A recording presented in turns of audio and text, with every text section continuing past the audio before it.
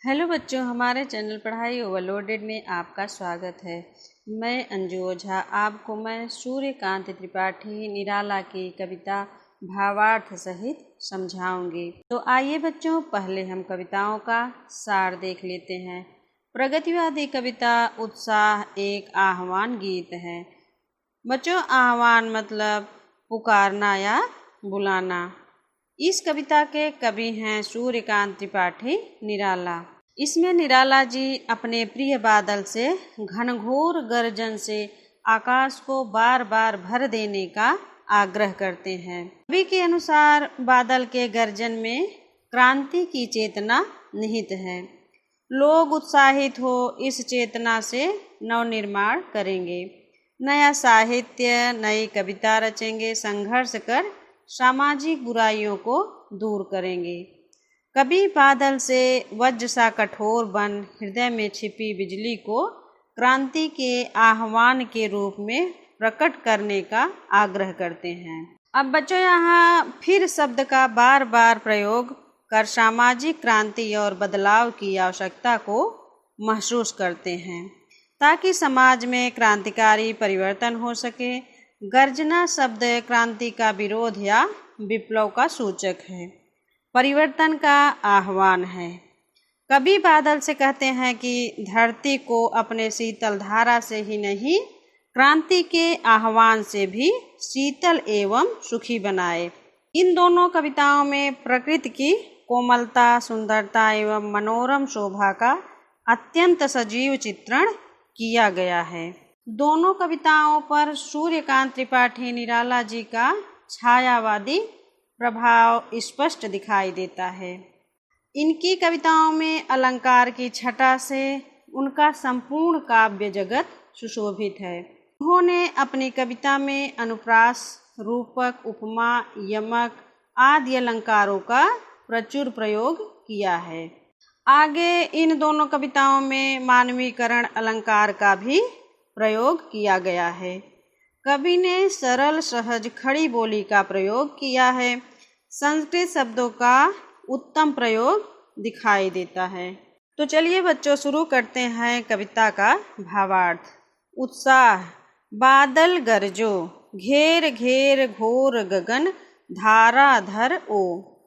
बच्चों, धाराधर का अर्थ बादल, घेर घेर घोर में अनुप्रास अलंकार है। कवि कहते हैं कि अरे ओ बादल, तुम संपूर्ण आकाश को घेर कर घनघोर गर्जनाओं के साथ उमड़ घुमड़ कर खूब बरसो। ललित ललित काले घुंघराले, बाल कल्पना कैसे पाले। ललित का अर्थ सुंदर और ललित ललित में पुनरुक्ति प्रकाश अलंकार है। बच्चों, अब यहाँ कवि काले काले बादलों की तुलना बच्चों के घुंघराले बालों से करते हैं। उनके अनुसार एक घनघोर घटाएं मानो मन की कल्पना से पाले गए घुंघराले बालों के समान सुंदर है।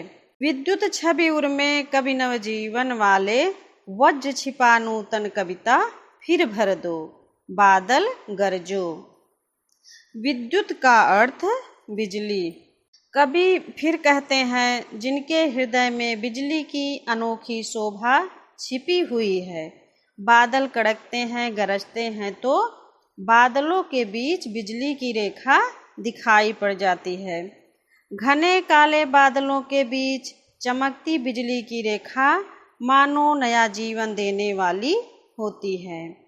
प्रचंड गर्मी से जब समस्त प्राणी जगत त्राहि त्राहि करने लगता है, वनस्पतियां सूख जाती हैं, तब उन सब में नई स्फूर्ति और नया जीवन डालने के लिए मानो बादल मूसलाधार बरसने लगते हैं। उसके इस भयंकर रूप को देखकर कवि को ऐसा लगता है कि उसके भीतर कठोर वज्रपात करने की शक्ति छुपी हुई है, जो कि एक बार सब कुछ तहस नहस कर सकता है। किंतु कवि उससे यह अनुरोध करते हैं कि अरे ओ भीषण काले काले बादल, अपनी कठोर वज्र शक्ति को अपने ही भीतर छुपाकर अभी तुम इस जगत में नया गान, नई कविता अर्थात नए प्राण भर दो। मृत प्राय सबको नवजीवन दो। विकल विकल उन्मन थे उन्मन, विश्व के निदाघ के सकल जन। उन्मन का अर्थ कहीं मन न टिकने की स्थिति या अपनापन। निदाघ का अर्थ गर्मी। अब यहाँ कवि को ऐसा लगता है कि आकाश में उमड़ते घुमड़ते घनघोर बादल कुछ बेचैन से हैं और इसलिए वह कुछ अनमने से दिखाई दे रहे हैं। अचानक कवि को याद आता है कि समस्त जगत के लोग भीषण गर्मी से परेशान हैं। आए अज्ञात दिशा से अनंत के घन, तप्त धरा जल से फिर शीतल कर दो, बादल गरजो। अनंत का अर्थ जिसका अंत न हो, तप्त धरा का अर्थ तपती हुई धरती। शायद इसीलिए आकाश की किसी अनजान दिशा से आकर ये काले काले बादल संपूर्ण तपती हुई धरती को शीतलता प्रदान करने के लिए बेचैन हो रहे हैं।